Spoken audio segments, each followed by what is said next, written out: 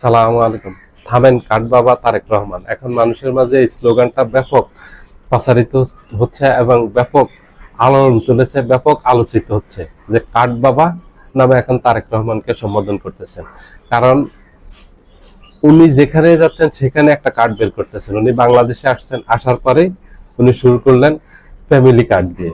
Family card দিলেন, তারপরে দিলেন কৃষক কার্ড, তারপরে দিলেন হেলথ কার্ড, তারপরে আজকে উনি যশোরে গিয়ে সেখানে ঘোষণা দিয়েছেন যে যেসব নারীরা এই রান্না বান্নায় কষ্ট করতেছেন তাদেরকে এলপিজি কার্ড দিবেন। এলপিজি কার্ড দিলে কি হবে?